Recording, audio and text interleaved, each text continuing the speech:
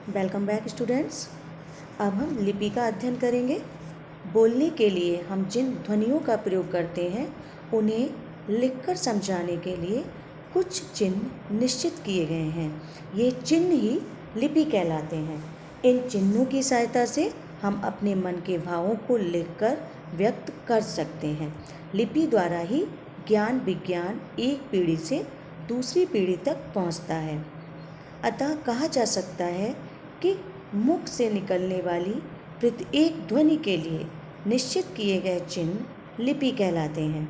देखा आपने, हम लिखने के लिए जिन चिन्हों का प्रयोग करते हैं और उसी से अपनी बात को समझाने की कोशिश करते हैं, अपने भावों को व्यक्त कर सकते हैं, तो ये लिपि कहलाते हैं। अब हम देखते हैं कि लिपियों के एग्जाम्पल्स क्या है, मतलब किस भाषा की लिपि कौन सी है। हिंदी, संस्कृत एवं मराठी भाषा की लिपि देवनागरी, पंजाबी भाषा की लिपि गुरुमुखी, उर्दू की फारसी तथा अंग्रेजी भाषा की लिपि रोमन है।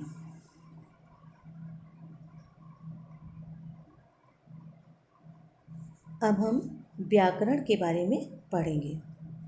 व्याकरण क्या है?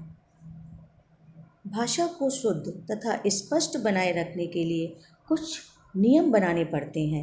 ये नियम व्याकरण के नियम या व्याकरण कहलाते हैं। जिस तरह यातायात के नियमों के अनुसार यातायात को संचालित व नियंत्रित करना होता है, उसी तरह व्याकरण वर्णों, शब्दों व वाक्यों के समूह को नियंत्रित करता है। नीचे दिए गए वाक्यों को ध्यान से पढ़िए। तो बच्चों, यहाँ पर हमें ये बताया गया है, किसी भी वाक्य को शुद्ध रूप से बोलने के लिए हमें कुछ नियमों का पालन करना होता है और उस नियम के अनुसार अपनी बात को बोलना होता है। तो इसको हम व्याकरण कहेंगे। आइए अब नीचे कुछ एग्जाम्पल्स दिए हुए हैं, इनको पढ़ते हैं और समझते हैं। साक्षी विद्यालय जाता है। तो आपको सेंटेंस पढ़कर ही समझ में आ गया होगा कि इसमें क्या मिस्टेक है। राकेश खाना खाती है। हम मेला देखने जाऊंगा। तो यहाँ पर जो दिए गए वाक्य हैं वो सारे ही अशुद्ध हैं। व्याकरण के नियम ही हमें इनको शुद्ध या अशुद्ध होने की जानकारी देते हैं तथा यह बताते हैं कि ऊपर जो वाक्य दिए गए हैं उनमें कर्ता का जो लिंग, वचन और कारक है उसी के अनुसार क्रिया आदि का रूप होना चाहिए।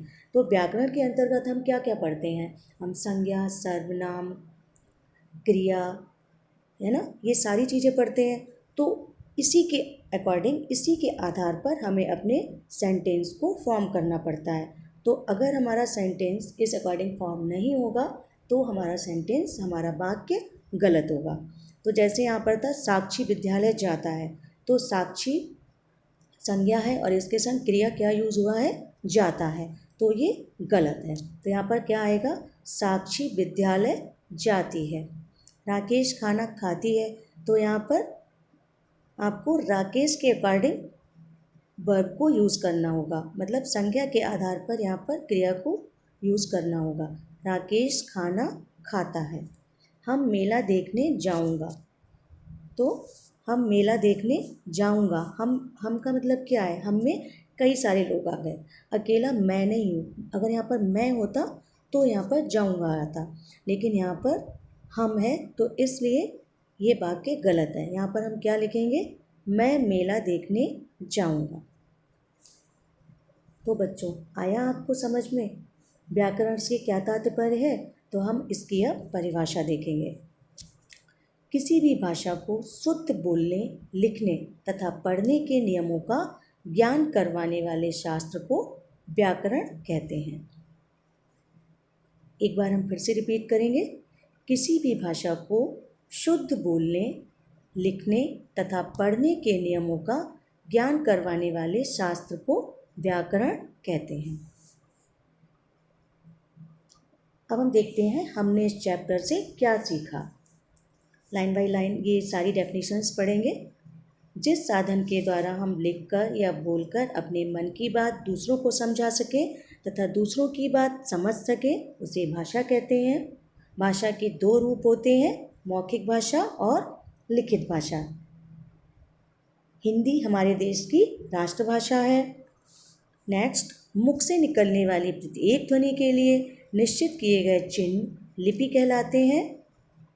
लिपि द्वारा ही ज्ञान विज्ञान एक पीढ़ी से दूसरी पीढ़ी तक पहुंचता है। और हिंदी, संस्कृत एवं मराठी भाषा की लिपि, देवनागरी, पंजाबी भाषा की लिपि गुरुमुखी तथा अंग्रेजी भाषा की लिपि रोमन है।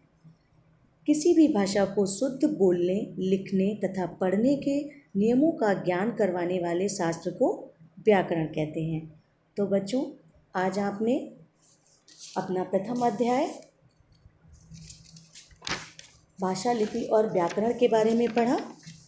अपनी अगली वीडियो में मैं इस पाठ से संबंधित अभ्यास कराऊंगी।